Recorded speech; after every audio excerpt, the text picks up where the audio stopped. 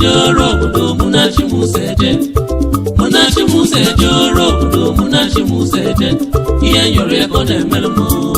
munachi museje ihe nyoro ya ko na-emerụ m munachi museje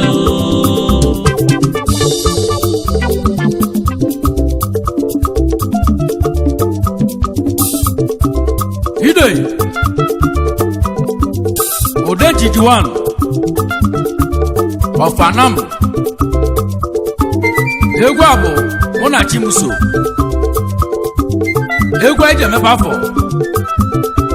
nke 2019 anyị so onye bịara ụwa ya biko ya maluchi ya maka na chi anyị na-enyere anyị aka ya ọ bụ egwu anyị ji wee bịa Munachi Museje nke 2019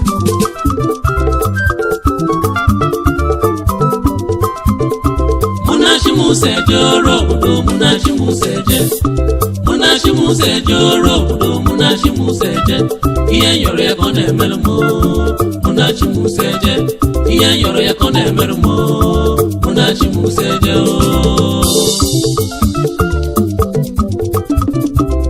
egwu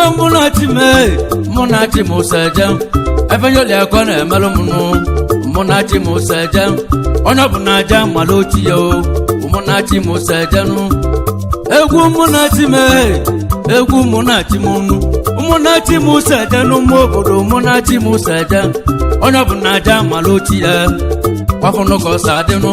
onye ọ bụ na aja mmalụ ochie n'elu ụwa kwafụ ka ọsa adịnụ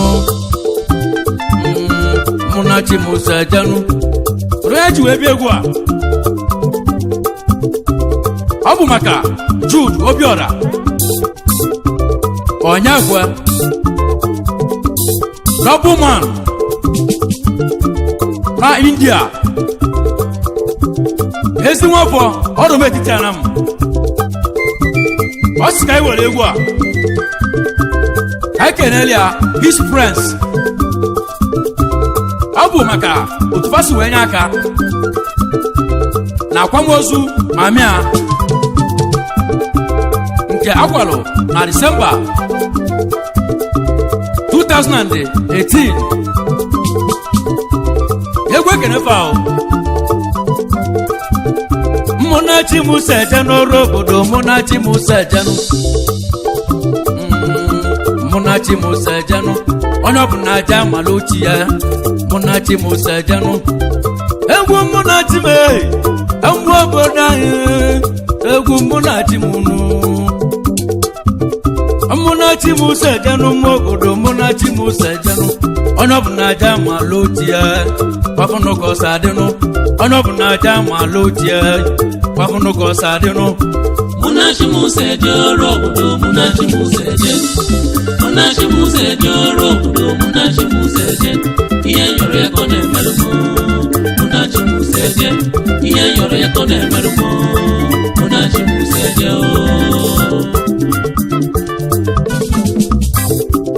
Jurus ka ekenere ya His Friend Ekene Anthony Achichamola egwu ekenekwa anyị Jurus ka ekene egwu Munachi egwu obodo anyị egwu Munachi egwu Munachi egwu obodo anyị egwu Munachi Munachi Museje n'ọrụ obodo Munachi Museje onye ọ bụ na aja mmalụ ochie kwafụnụ ka ọsa adịnụ onye ọ bụ na aja mmalụ ochie kwafụnụ ka ọsa adịnụ onye na-ekwu maka ya Ifeanyi Chinekwe Onowu ezi nwafọ ọrụ metiti ana m live in India Jude Obiora Nobleman ọ sị ka ekene ya ma alụ gị mma egwu nke a bụ Munachi Muso anyị na-ayọ ya ọbụla ka ọ jee amalụ chi ya gị na chi gị soro n'elu ụwa ufela ama mekwa gị o na ọ bụ egwu ka anyị ji wee bịa na 219 mụ na Chimuseje mụ na Chimuseje n'ọrụ obodo mụ na Chimuseje nụ onye bụ na aja malụ ji ọfụnụka ọsa adịnụ biko malụ ji gị ụmụ obodo anyị biko malụ ji nụ biko malụ ji n'elu ụwa biko malụ ji nụ ọ bụ na ịmalụ ji gị ife ga dị mma biko malụ ji nụ judo bụ orodogwe ejudo nwanne m judo amawalụ ji nụ na ka ife ji dị mmanụ judo bụ orodogwu egwu ekene yi nụ mụ na Chimuseje nụ obodo mụ na Chimuseje nụ mụ na Chimuseje nụ obodo mụ na Chimuseje ife yọlị akọ na-emelụ m nụ ife yọlị akọ na-emelụ m n'ọrụ obodo mụ na Chimuseje nụ were anyị na-ekwu maka ya Mr. Ụbana Okeke Papa Ebuka odogwu na India judo gbora Rubberman wasika ikene ya ma alụ gị mma kedu maka ezi Oliakwe Mrs. Ụnọma Ụbana Okeke egwelutakwa ya ọ bụ judo gbora ekwe Rubberman na India wasika ikene unu ya ma alụ unu mma egwu a bụ mụ na Chimuseje nke 219 egwu eke mepe afọ ọfụ mụ na Chimuseje nụ mụ na Chimuseje n'ọrụ obodo mụ na Chimuseje nụ ifeanyoli akọ na-emelụ m nụ ifeanyoli akọ na-emelụ m nụ n'elu ụwa mụ na Chimuseje nụ agwa egwu na-ejighị n'elu ụwa agwa egwu na-ejighị mụ na Chimuseje obodo mụ na Chimuseje ifeanyoli akọ na-emelụ m n'oyi mụ na Chimuseje nụ ifeanyoli akọ na-emelụ m n'ọrụ obodo mụ na Chimuseje nụ wee na-ekwu maka ya Mr. Samson Ogugwa Miro West odogwu na India enwere m eze echi ebe afọ isi eje nri ọbalị je wele mụrụ gị n'afọ ọ bụ judo gbora Rubberman ọ sị ka ikene ya ma alụ gị mma Samson nwanne m anwụ ọgwụgwụ mụ na Chimuseje nụ mụ na Chimuseje nụ ifeanyoli akọ na-emelụ m nụ ịbụnụka ọsa adịnụ ifeanyoli akọ na-emelụ m n'ọrụ obodo na Chimuseje nụ were na-ekwu maka ya nda Albert Udalo from Enwelibu Kingdom live in India egwu ekenekwa anyị ọ bụ Rubberman Oscar ikene ya ma alụ gị mma egwu a bụ mụ na Chimuseje nke 219 egwu anyị na judo gbora mụ na Chimuseje nụ mụ na Chimuseje n'ọrụ obodo mụ na Chimuseje ifeanyoli akọ na-emelụ m nụ ifeanyoli akọ na-emelụ m n'ọrụ obodo mụ na Chimuseje nụ ifeanyoli akọ na-emelụ m n'ụmụ obodo na Chimuseje nụ anagbakwa egwu agba ija ija ija ija seliye abịa seliye ọyọ ọyọ abịa seliye ija seliye ija seliye ayọ nwayọ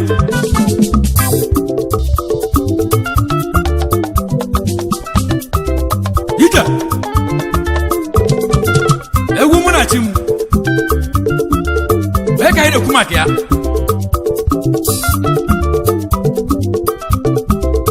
ija anyị na-ezụta Ekene Anekwe Uta from Ọnọmetiti Anam Mojechi egwu ekenekwa anyị ọ bụ Jude Obuora Oscar ekene Nobleman egwu ekenekwa unu mụnachi m seje n'ọrụ obodo mụnachi m sejenụ egwu mụnachi m ụmụnna m egwu mụnachi m nụ mụnachi m seje n'ọrụ obodo mụnachi m seje ibanyoli akọ na-emelụ m n'oyi ibanyoli akọ na-emelụ m n'ọrụ obodo na-achị m sejenụ biko nye malụchi gị n'elu ụwa ụmụnna m onye ọbụla je malụchi ya mụnachi m sejenụ were na-ekwu maka ya Mr. John Ogugwa John Bosco egwu ekenekwa anyị ọ bụ Jude Obuora Nobleman odogwu na India Oscar ekene ya malụ gị mma Jude nwanne m Obuora nwanne m Chukwu gozie yi nụnụnụnụ Jude Obuora odogwu onye ọma Jude Chukwu gozie yi nụnụnụnụ Obuora onye gwe Jude Nobleman odogwu egwelu ụta anyị nụnụnụnụ akawalogo mele egwu mee Jude nwanne m Chukwu dube yi nụnụnụnụ ezomogo odogwu Nobleman odogwu ego bụ ọkọlọbịa abịa Jude nwanne m anyị na-ekwu maka ya Emmanuel Nnacho nwanne ekene Nnacho live in India Jude Obuora Oscar ekene egwu a bụ mụnachi m seje nke 219 anyị si onye na-amara ochi ya ya ji amara uchi ya ụfọdụ na-eje ụka n'elu ụwa anyị nọ biko je amara uchi gị ụfọdụ na-agọ mmụọ biko je makwara uchi ife anyị na-ekwu okwu a enu ụwa bụ ezi soro anyị n'elu ụwa ụzọ ọbụla nke soro mmadụ nke akụkụ ọ ga-esi edemian fọs ọ bụ na anyị na-ezu ụka ya nwere uche n'ụka ọ bụrụ na ị na-agọ mmụọ ya nwere uche na omenala ofu oke ya nwa ka ị gara mụnachi m seje agwụ obodo anyị nụọ egwu mụnachi m nụ Jude Obuora odogwu Obuora onye gwe omeliko onye ọnụ Jude Obuora odogwu omeliko onye ọnụnụ ngị na chi gị nụnụnụnụ Jude nwanne m Jude akpọrụchi ya na ka ife ji dị mma nụnụnụnụ Nobleman odogwu omeliko onye ọnụ Jude mmanwụ ekene ya odogwu a Rere kumaka ya Mr. Elias Okoye egwu ekenekwa anyị ọ bụ Jude Obuora Nobleman ike n'India ezomogo Oscar ekene anyị ije abịa ije seliya oji abịa ije seliya ije nwayọ Jude nwanne m egwu ekene inu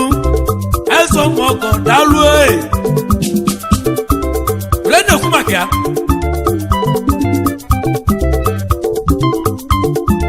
Chukwudi Gabriel Ọfọzọ egwu ekene ọ bụ Mr. Jude Obuora Nobleman n'India Oscar ekene aka na-enwe ọgọ egwu ekenekwa anyị ije ije ije ije ije ije selie ọbịa ọbịa nwayọ nwayọ ide olu ka esi abịa o ode 21 ife mara mara ka nna eme o abịa hụ ya ka ka anyị na-ekwu maka ya ka anyị jee zụta ọbala m the Superman live in India from Orometiti Anam egwu ekenekwa anyị ọ bụ yours brother Jude Obuora Onyekwe Nobleman ọ sị ka anyị kene egwu nke a bụ mụ na Chibuseje anyị ji egwu a wee na-ayọ ọbụla niile chee ọbụla biko eje malụchi ya na ti na-alụrụ anya ọrụ ọgwụ ọbụla na-agụ n'elu ụwa ọ bụrụ na achi ga-etiri ya aka ọ na-enwekwa isi o ekpere ọbụla ị na-eme ọ bụrụ na chi gị etiri ya aka ọ da-awụ ọkụmacha ya ọ ka eji wee kwuo chee ọbụla eje malụchi ya ụmụnna Chibuseje n'ọrụ obodo ụmụnna Chibuseje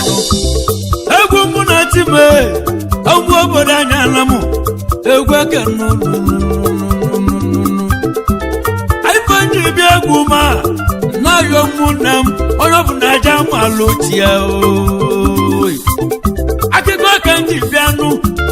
egwu ka ndị bịa onye bụ na aja malụ ochie erika ndị malụ chi mụ n'elu ụwa ife adịwo mmanụ n'aka ndị dị bịanụ onye bụ na aja malụ ochie n'aka mbụ dị bịanụ onye bụ na aja malụ ochie ọ bụ na ịmalụ ji n'elu ụwa ife ga dị mma ọ bụ na ịmalụ ji gaa ife ga dị mma mụna Chibuseje nụ mụna Chibuseje ifeanya ya ka ọ na-emelụ mụ nụnụnụnụnụ eke na-ekwu maka ya Patrick Enanya Akajiako, one of Anam from Orometiti Anam. Imu Mosodi, eba mukise jenu yi. Osodi abo lego, ewe kele kwae. Abo Jude Obuora, Nobleman, Oscar Kenai.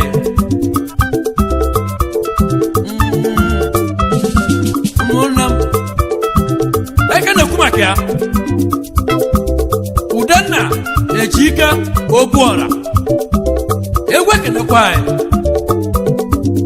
ọ bụ Nobleman ike na India ọ sị ka ekene ya ma alụ gị mma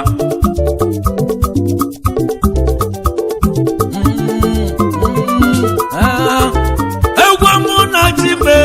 n'aka mbụ dibịa n'ụwa onye bụ na aja ma alụ tie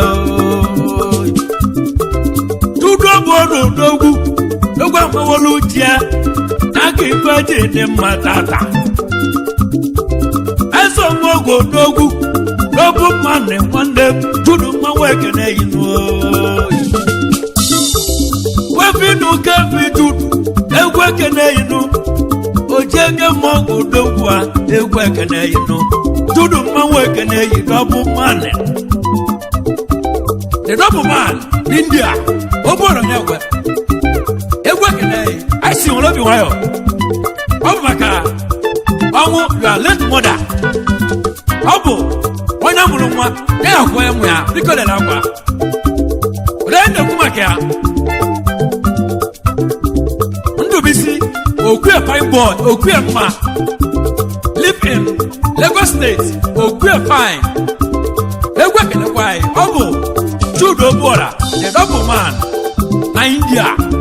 ọ sị ka ekene ya ma alụ gị mma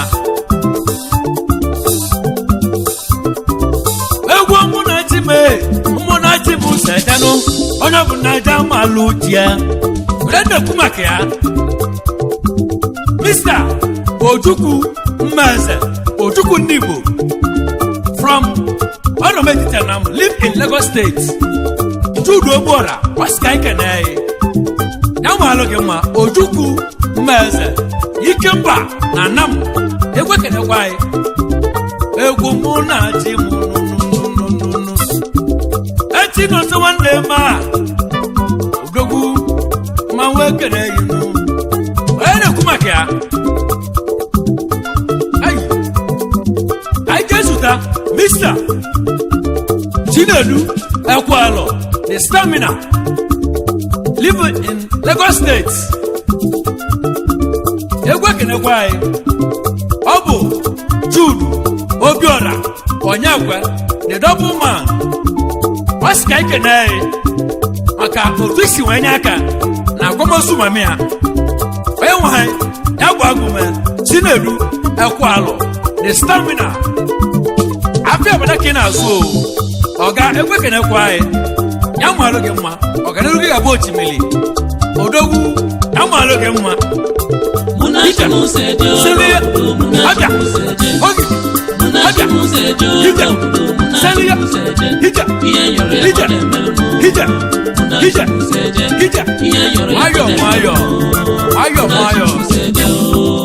egwu mụ na chime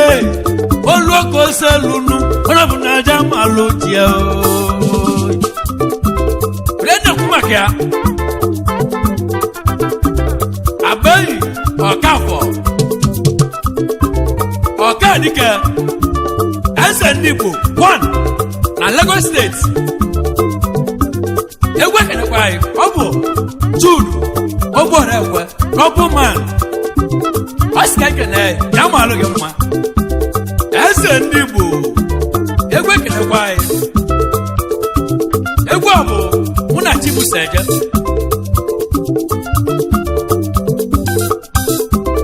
egwu mụ na Chime egwu obodo anyị ma nweke n'unu onye na-ekwu maka ya Christian Udoba live in India from Ubiatanam Ubiata obodo eze ọ bụ Jude Obiora Onyekwe the double man 1 in Anam asika kene ya malụ gị mma double man egwe kenekwa anyị eze ọmọgọ egwu mụ na Chime egwu obodo anyị onye bụ na aja malụ tie onye bụ na aja malụ tie onye bụ na aja malụ tie egwu mụ na Chime mụ na Chibuzeje onye bụ na aja malụ tie na-ekwu maka ya Ikechukwu Anekwe mmanwụ na Ike 1 na Nam live in India from Enwelemezeji Ọbalide Nwuli ebe afọ Kiseje nri ọ sị ka ike na-eyi double man Obiora Onyekwe egwe kenekwa anyị mmanwụ na Ike ya malụ gị mma the icon egwu mụ na Chime ụmụnne m onye ọbụla aja malụ chi ya Chike ọgwụ n'elu ụwa egwu obodo anyị Chike ọgwụ n'elu ụwa ama obodo anyị ọ bụ na ịmalụ chi gị ife ga-adị mmanụ ọ bụ na ịmalụ chi gị n'elu ụwa ụmụnne m ịma na ife ga-adị mmanụ biko nye nwalụ chi gị n'elu ụwa na ọ na-enye aka onye bụ na amalụ osi ije na-ekwu maka ya the Chinonso yourself Udekwe Chino go Igwe Venza from Umikwanam the Chinojo Ogodo na India Osika Ikene Jude Obiora Onyekwe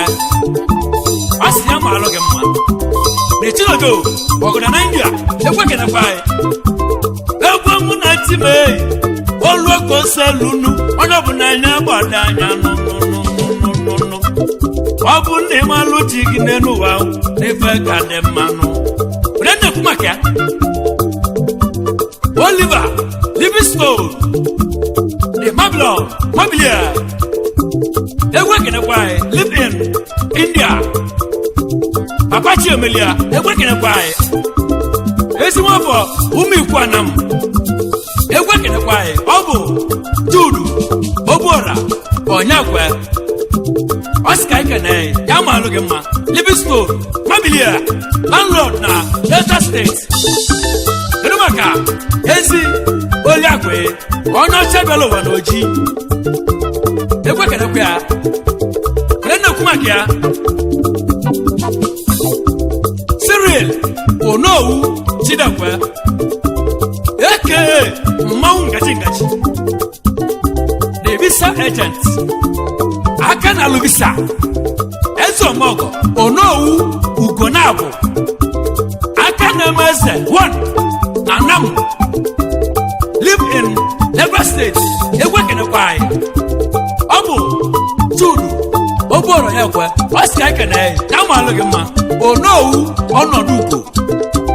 Onoduko adokwe be mma o Hija Selia Abia Azonto Selia Ogi Hija Selia Sense